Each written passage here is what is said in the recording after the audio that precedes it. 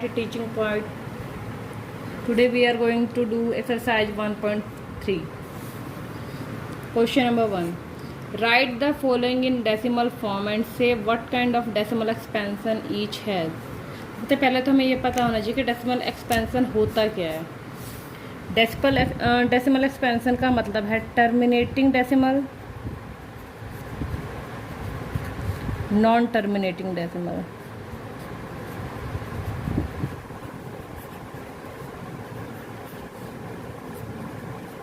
Non terminating decimal के दो part होते हैं. एक होता है हमारा रिपीटिंग, एक होता है नॉन रिपीटिंग.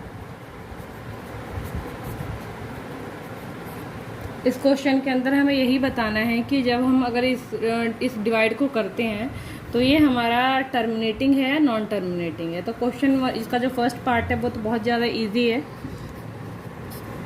कभी भी अगर किसी नंबर को 1 के साथ 0 वाले से डिवाइड करना हो, जैसे 10 से, 100 से, 1000 से, तो हमेशा रूल ये होते हैं कि आपको डिवाइड करने की जरूरत नहीं है, आप सिर्फ जीरोज़ को काउंट कर लीजिए. जैसे 2 जीरोज़ हैं तो 2 संख्या पहले डेसिमल लगी, इस साइड से 2 संख्या पहले, तो डेसिमल हमारी कहाँ गई, यहाँ पे.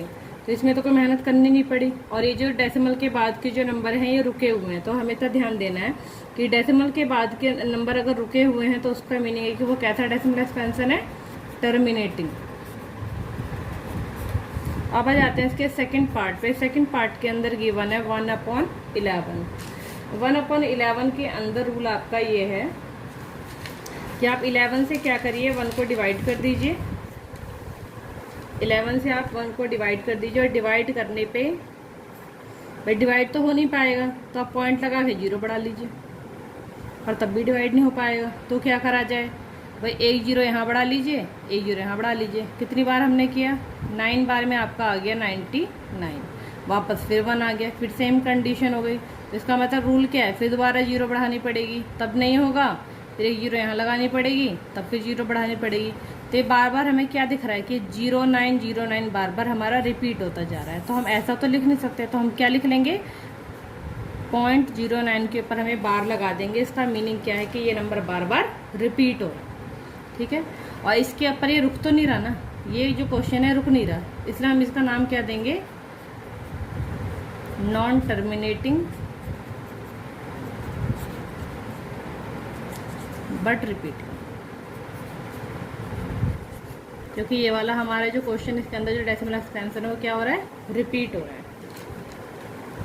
इसका थर्ड पार्ट के अंदर क्वेश्चन आपका गिवन है 4/1/8. कभी भी अगर मिक्स फ्रैक्शन के अंदर हमें क्वेश्चन मिलता है तो हमें उसे इम्प्रॉपर में कन्वर्ट कर लेना है. इम्प्रॉपर में कन्वर्ट करने का रूल है 8 4 जा 32 और 1 33. अगर हम 30 हमेशा नीचे वाले नंबर से ऊपर वाले नंबर को डिवाइड किया जाता है. 8 4 जा 32, कितने बच गए हमारे 1, डेसिमल लगा ली 0 बढ़ा ली. 1 बार में 8 2, डेसिमल लगा के 0 बढ़ा ली, कितना आ गया हमारा, 2 बार में 16 4, डेसिमल लगी हुई फिर 0 बढ़ा ली, 5 टाइम में कितना आ गया 40. और ये हमारा पूरा एंड हो गया. ये जो डेसिमल की जो है ये एंड हो चुकी है. तो इसका मतलब ये क्या होगा, टर्मिनेटिंग. अब आते हैं इसके फोर्थ पार्ट में. फोर्थ पार्ट के अंदर इन्होंने दिया है कि 3 को डिवाइड करना है, किससे, 13 से डिवाइड करना है. और तो इसके अंदर क्या होगा, डिवाइड थोड़ा सा काफ़ी लेंथी हो जाएगा, इसलिए मैं डिवाइड करके नहीं दिखा रही, मैं सीधा आपको आंसर बता देती हूँ. इसका आंसर आपका आएगा, इस पार्ट तक आपका डिवाइड जाएगा और वापस फिर वो 2 से ही स्टार्ट हो जाएगा. फिर दोबारा फिर ये सेम नंबर इसके पीछे में दोबारा आ जाएगा. तो हम बार बार सेम नंबर ना लिख के हम क्या कर देंगे, यहाँ पे बार लगा देंगे. इसका मतलब रुक भी नहीं रहा, ये तो बार बार सेम टू सेम चलता रहेगा. तो इसका मीनिंग क्या है, ये नॉन टर्मिनेटिंग है, पर ये क्या हो रहा है, रिपीट हो रहा है. मतलब हमने लिख दिया यहाँ पे रिपीटिंग. अब आ जाते हैं इसके फिफ्थ पार्ट पे. फिफ्थ पार्ट है 2/11. 2/11 चलो ये तो छोटा ही है, पर फिर भी मैं इसको बता देती हूँ. इसको भी अगर आप करोगे तो 1818 बार बार आता जाएगा, और ये बार लग गया. तो ये सेम क्वेश्चन है, 1818 बार बार आपका आ रहा है. तो ये तो नॉन टर्मिनेटिंग तो है क्योंकि रुक नहीं रहा.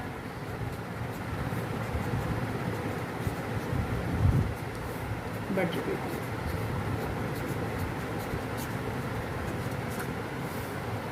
इसका 6 पार्ट है आपका 329 डिवाइडेड बाय 400। अगर आप इसको डिवाइड करते हो तो इसका आंसर आपका आएगा 0.8225 और ये यहीं पे एंड हो जाएगा, मतलब पूरा सवाल सॉल्व हो जाएगा। इसलिए ये क्या हो गया आपका terminating. Question number 2। Question number 2 के अंदर इन्होंने दिया है यू नो दैट 1/7 की वैल्यू दे रखी है। अगर 7 से आप 1 को, जैसे हम ऊपर के क्वेश्चन में डिवाइड करके आए हैं, अगर 7 से हम 1 को डिवाइड करते हैं तो हमारा आंसर ये आता है। इसका मीनिंग जो इतना पार्ट है बार बार रिपीट हो रहा है, इसलिए यहाँ पे बार लगा दिया। कैन, ये गिवन है, can you predict that what the decimal expansion of 2/7। इन्होंने 1/7 का हमें दे दिया और हमसे पूछा 2/7 का क्या होगा, 3/7 का क्या होगा, 4/7 का, 5/7, 6। पर हमसे इन्होंने क्या बोला है कि आप डिवाइड नहीं कर सकते, आप लॉन्ग डिवीजन मेथड यूज नहीं कर सकते हो। फिर भी हमें आंसर बताना है कोई ट्रिक के थ्रू, उसमें हम 1/7 को यूज करेंगे। ठीक है, तो 1/7 की तो वैल्यू इन्होंने हमें दे दी है, कितनी दे दी है 0.142857, ये हमें वैल्यू दे दी है। और हमें किस किस की निकालनी है, 2/7 की निकालनी है। पर एक ट्रिक ही हम ये यूज कर सकते हैं कि भाई 2 को मैं साइड में रख दूँ, 1/7 से मल्टीप्लाई कर दूँ, देख लो सेम ही तो आएगा, 2 1 जा 2 वापस पहले हो जाएगा। यहाँ पे 2 को ऐसे ही छोड़ देते हैं और 1/7 की जो वैल्यू ऊपर में दे रखी है इसको हम यूज कर लेते हैं। और मल्टीप्लाई सभी को करना आता है, मल्टीप्लाई करके आपका आंसर आ जाएगा 0.285714। आपका ये आंसर आ गया, ऊपर बार लगा दीजिए। सेम यही ट्रिक किसके लिए हो जाएगी, 3/7 के लिए हो जाएगी। सेम तरीका यहाँ पे भी 3 से मल्टीप्लाई कर दो, सेम इसी वैल्यू की 0.142857। सेम तरीका मल्टीप्लाई करके आपका आंसर आ जाएगा 0.428571। ऊपर से क्या लगा दो, बार लगा दो। तो मैं बाकी बता नहीं रही हूँ, बस मैं आंसर लिख देती हूँ। ठीक है, 4/7, 5/7, 6/7, मैं सभी के आंसर लिख देती हूँ।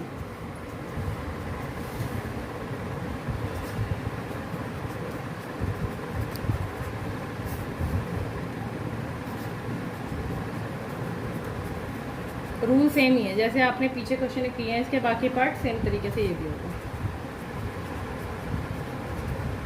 ठीक है, क्वेश्चन नंबर 3। क्वेश्चन नंबर 3 के अंदर आपका गिवन है express the following in the form of form P/Q where P and Q are integer and Q not equal to 0। पहले भी बता रखा है कितनी बार कि P/Q रैशनल फॉर्म है, इसके अंदर नीचे की जो वैल्यू है कि वो कभी भी 0 नहीं हो सकती है, क्यों नहीं तो इन्फिनिटी में चला जाएगा। और ये क्वेश्चन एग्जाम पर्पज से बहुत ज़्यादा इंपॉर्टेंट है। ये वाला इंपॉर्टेंट है और जो फर्स्ट क्वेश्चन था ये भी बहुत है, पर थर्ड वाला तो कुछ ज़्यादा इंपॉर्टेंट क्वेश्चन है, इसलिए इस पर बहुत ज़्यादा ध्यान दें। इसके मैं 3 पार्ट इसके अंदर बता रही हूँ, वैसे इसके बहुत सारे एक्स्ट्रा क्वेश्चंस होते हैं, रूल हमेशा सेम ही रहते हैं। रूल पे ध्यान दीजिए, फिर आप कोई भी क्वेश्चन कर सकते हो। इसके अंदर इसका पहला पार्ट गिवन है, इन्होंने हमें कैसा नंबर दे दिया, ये नॉन टर्मिनेटिंग है, दिख रहा है क्योंकि बार बार आ रहा है, ऊपर से ये क्या है रिपीट हो रहा है, इसलिए बार लगा हुआ है। बार लगने का मतलब ये 6 बार बार आ रहा है। ठीक है, पर कभी भी ध्यान रखना नॉन टर्मिनेटिंग हो और पर से रिपीटिंग हो, तो इस तरह के क्वेश्चन को हम रैशनल में कन्वर्ट कर सकते हैं। उन्होंने हमसे यही बोला है कि इसको रैशनल फॉर्म में कन्वर्ट करना है। तो रूल क्या होगा, कभी भी आप इस तरह के नंबर को x मान लीजिए, ठीक है, और ये चेक करो कि बार कितने नंबर पे है।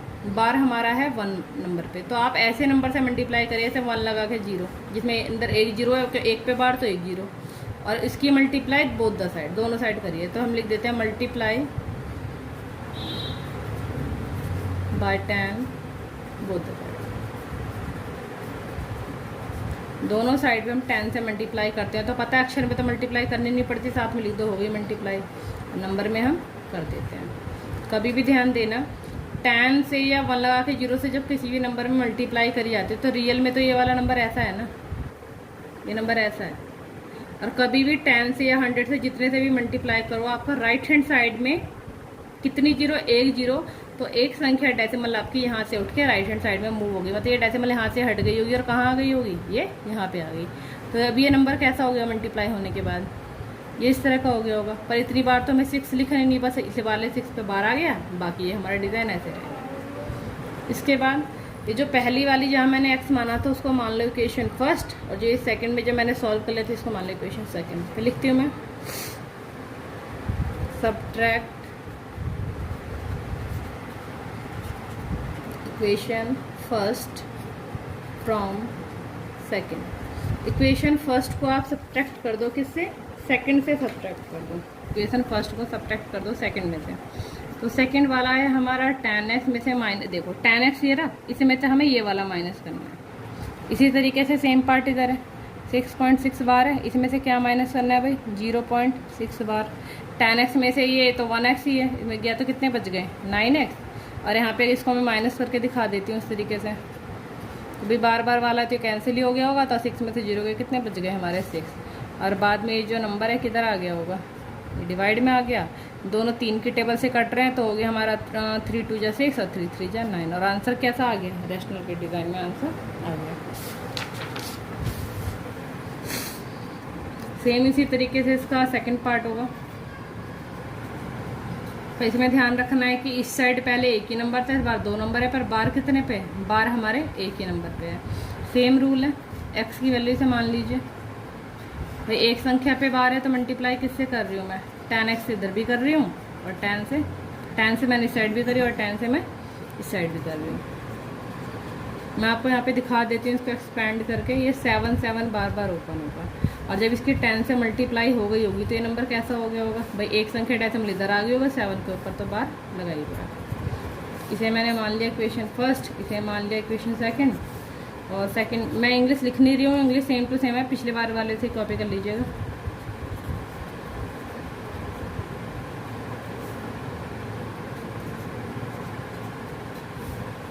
यहाँ पे हमारे बच गए 9x, और आप इसको माइनस करके दिखा देती हूँ मैं। ये तो डिज़ाइन में ऐसा ही होगा, चल रहा होगा इस तरीके से। और नीचे वाला 0.47, तो ये है 7 7 तो कैंसिल ही हो गए होंगे। 7 में से 4 के पे कितने बचे? 3, और यहाँ पे कितने हैं? 4, और बीच में क्या लग गई? डेसिमल, आ गया 4.3। बाद में 9 कहाँ आ गया? नीचे डेसिमल हटाया, 0 बढ़ गई। पता ही है डेसिमल का जितने नंबर होते हैं उतनी 0 बढ़ती है। और एक्स की वैल्यू कितनी आ गई?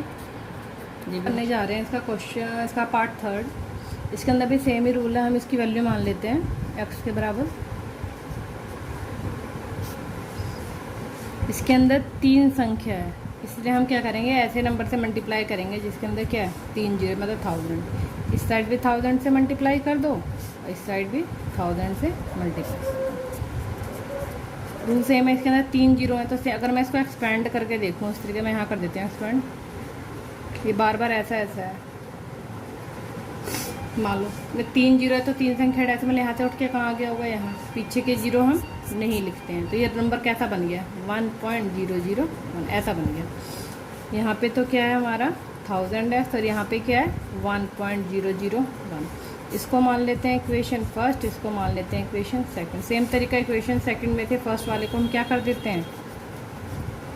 माइनस कर देते हैं। इस 1000x में से मैंने ये वाला x माइनस कर दिया। सेम तरीका 1.001 में से मैंने इसको माइनस कर दिया।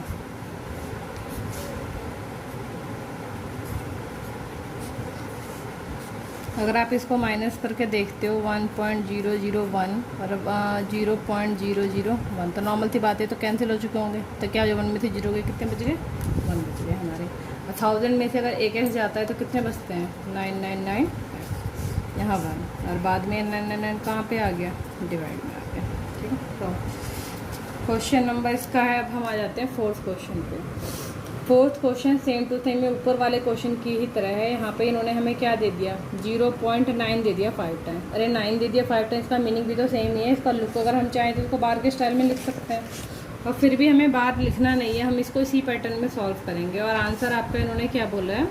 Are you surprise by your answer with your teacher at the class में discuss why the answer make sense. इसको सॉल्व करके देखना है कि इसका आंसर आता क्या है। तो ठीक है, देखिए क्वेश्चन नंबर 4। 0.99999 5 टाइम्स है। हाँ जी,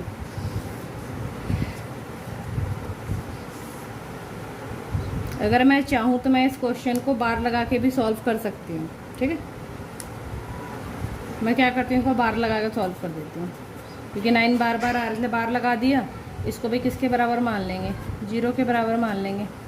ठीक है, क्योंकि ये तो हमारे पास चॉइस है, क्योंकि आगे लगा हुआ है डॉट डॉट। और सेम तरीका 1 के ऊपर बार है, तो हमने मल्टीप्लाई किससे कर ली? 10 से कर ली। ठीक है, और आपका यहाँ पे ये लुक कैसा है, आपका 0.99 बार का चल रहा है भाई। तो डेसिमल यहाँ से उठ के एक संख्या बाद इधर आ गई, तो कैसा आ गया 99 आ गया, 9.9 आ गया। ये हमारी इक्वेशन बन गई फर्स्ट और ये बन गई हमारी सेकंड। सेम तरीका सेकंड में से हम फर्स्ट वाली को क्या कर देते हैं, माइनस कर देते हैं। 9.9 में से क्या माइनस कर देते हैं, 0.9। ठीक है, यहाँ कितने रह गए 9f। यहाँ पे कितने रह गए 9.9 बार में से 0.9 बार अगर जाता है तो सिर्फ कितने बचते हैं, 9 में से 0 गए, कितने बचते हैं 9 बचते हैं। अब वैल्यू हमारी क्या आ गई भाई, देखो लगा नहीं था पर वैल्यू कितनी आ गई, 1 आ गई। क्योंकि 1 इसलिए आ गई क्योंकि 1 के जो ये वाला नंबर है ना, ये बहुत ज़्यादा पास है, इसलिए इसको अप्रॉक्स मान के एक तरीके से सॉल्व कर लेते हैं। इसके बहुत ज़्यादा करीब है, इसलिए इसका आंसर 1 आ जाता है रैशनल में। Question number 5, what can the maximum number of digit be repeated in block of a digit in the decimal expansion of 1 by 17? perform the division to check your answer। ये question बहुत ज़्यादा lengthy है। 1 को हमें 17 से divide करना है और चेक करना है कि आंसर क्या आता है।